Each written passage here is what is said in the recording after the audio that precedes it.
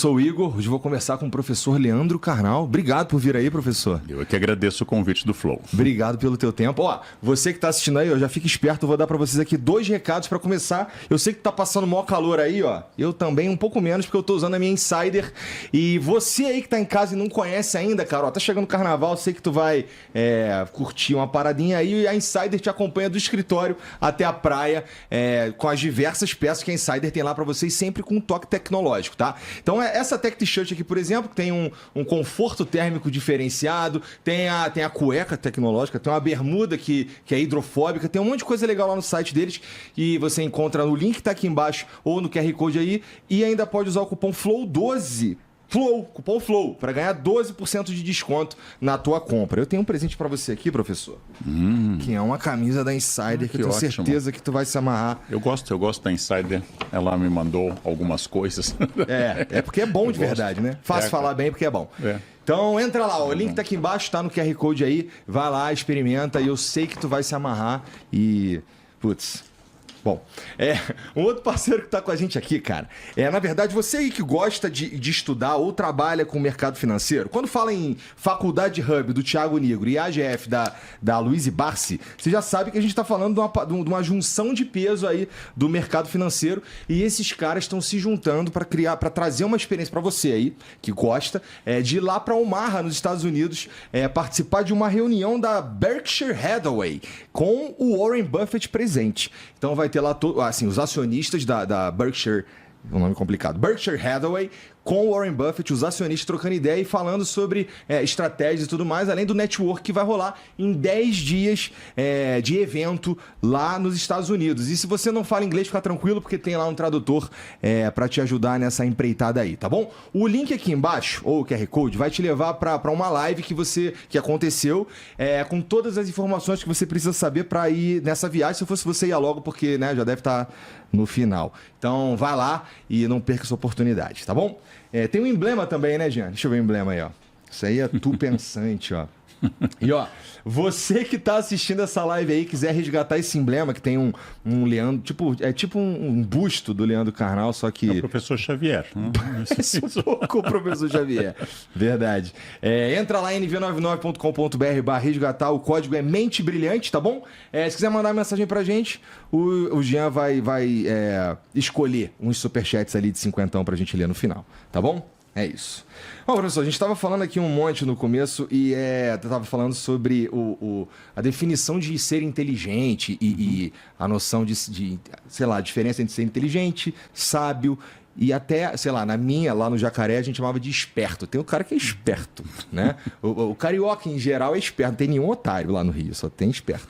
E é interessante isso, porque eu também eu tive recentemente fiquei bastante tempo numa viagem, 7 dias, com o Eduardo Bueno, que é um jornalista, e ele tem uma coisa no cérebro dele que ele lembra de datas esquisitíssimas, impressionantes, mas... Tu também é bom de data, tu também é bom de lembrar as coisas e tudo mais. Mas isso faz lembrar coisas, estudar, ler, tudo isso não é o que faz uma pessoa inteligente, a gente estava conversando aqui, né? As pessoas confundem, especialmente, Igor, no Brasil, que saber coisas de cor, ter boa memória ou usar palavras sofisticadas, esse que a gente chama de cultura bacharelesca, era um treinamento histórico para diferenciação social. Ou seja, eu aprendo a dizer palavras que ninguém usa. Isso está muito marcante até hoje no direito. Ao invés de dizer aluguel, como todos dizem, eu vou dizer, ao fazer o contrato, aluguer, que é século XVII. Eu vou usar uma palavra que ninguém mais usa para mostrar a diferenciação. A etiqueta e a gramática são elementos de diferenciação. Não servem para comunicação. Em geral, a etiqueta atrapalha a sociabilidade, a gramática atrapalha a comunicação. Então, servem para saber quem é quem, título que tanto o Renato Janine Ribeiro na Etiqueta do Antigo Regime como o Norberto Elias na Sociedade de Corte tratam bastante dessa questão. Eu tenho que pensar que, claro que você citou, por exemplo, um historiador como o Eduardo, que o historiador lida muito com o fato. É capaz de você ouvir uma aula de um sociólogo ou de um filósofo sem nenhum fato concreto, apenas com conceito. O historiador não consegue passar muito tempo sem botar uma âncora no fato. Mas esse conhecimento não é sinal de inteligência. Para mim, a inteligência é a criação, a inteligência é a análise, a comparação, é aproximar coisas, é reinventar, é questionar paradigmas. E há muitas inteligências. Há uma profunda inteligência na dona de casa com um orçamento apertado que tem que decidir o menu diário da casa. E provavelmente o doutor em economia, especialista em Adam Smith pela USP, não conseguiria, porque é muito fácil gerir orçamento ilimitado, né? Tipo orçamento militar dos Estados Unidos. É muito fácil gerir, mas gerir aquele orçamento apertado e ainda fazer uma coisa de qualidade é muito difícil. Esse é um tipo de inteligência. Hoje nós falamos de inteligência emocional, temos uma inteligência sinestésica, de movimento, temos uma inteligência de relações, temos uma inteligência até sobre o meio ambiente. Mas as inteligências são variadas. Mas o que elas têm em comum? Capacidade de usar dados para soluções de vida. No Brasil, a inteligência tem a ver com uma questão de memória, erudição, do velho modelo do bacharel que ia a Coimbra, não tinha curso superior no Brasil até o século XIX, vai a Coimbra, aprende a falar data vênia e quando volta para Ouro Preto, a antiga Vila Rica, quando volta para a capital, a partir do século XVIII, Rio de Janeiro, passa a dizer as palavras que marcam, aquilo que Maquiavel debocha na obra Mandrágora, que um médico vai ver se o outro é médico através do latim. Se ele dominar bem o latim, ele será um bom médico. Na verdade, o latim era uma língua universitária, mas é uma maneira de eu dizer se você pertence ao meu grupo. Hoje, ao invés dessa erudição, o reconhecimento social se dá assim. Interessante, eu comprei em Aspen uma parecida. Eu disse, a mamãe esquiava em Aspen. Então, eu já sei que a sua família tem tradição, você não é alguém que chegou há pouco ao mundo do dinheiro, eu posso confiar mais em você. Então, eu vou fazer relações a partir dessa network. E essa network faz com que seja mais importante a identidade social do que, por exemplo, a competência profissional. É verdade. Isso tem acontecido faz tempo ou você acha que as redes sociais aumentam esse efeito? Ressentimento, há revistas, como a gente chama aqueles que chegam ao jogo social e querem atropelar. É o caso, por exemplo, da obra O Satyricon Atribuída. Petrônico, uma revista, Trimalcião, dá uma ceia e quer impressionar. Mas ele é um ex-liberto, é um ex-escravizado.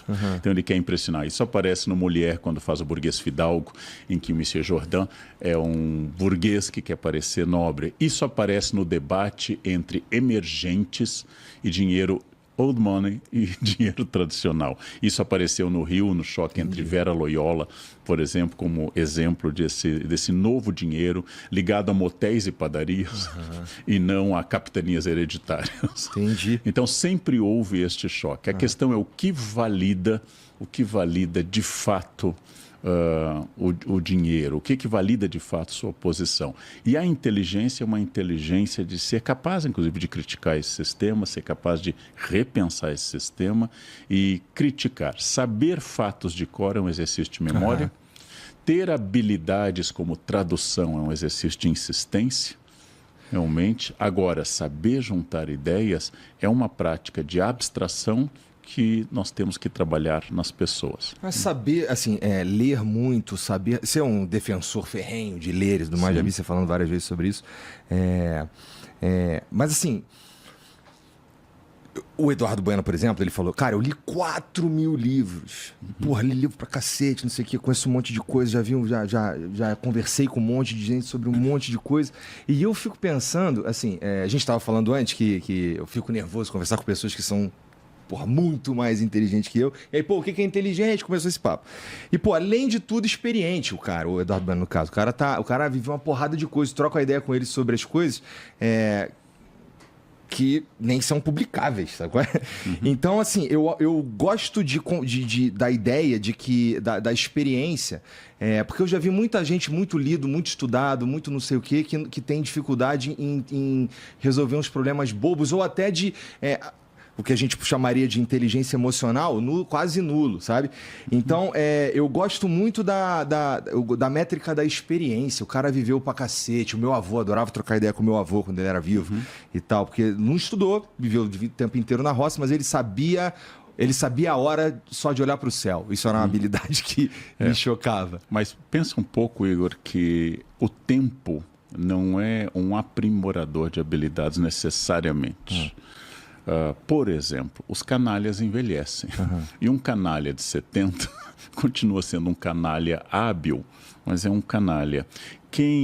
Na minha experiência, quem era muito burro aos 30, aos 70...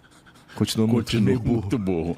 O que acontece em algumas pessoas é que o tempo, de fato, é um processo de decantação.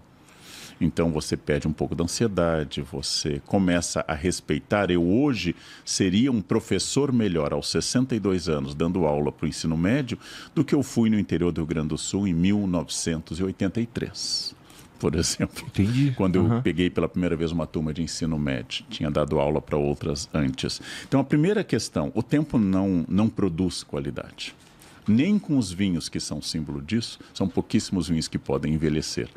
Pouquíssimos vinhos. A maior parte estraga. A máxima é a mentira. A segunda questão que você traz à tona é uma habilidade prática, né? Uma habilidade prática, por exemplo, ou de convívio. Uma reunião de departamento em qualquer boa universidade demonstra que muito conhecimento não é a base para pessoas muito tolerantes, afáveis. O que varia, como eu dizia, quando era chefe de departamento, é o vocabulário.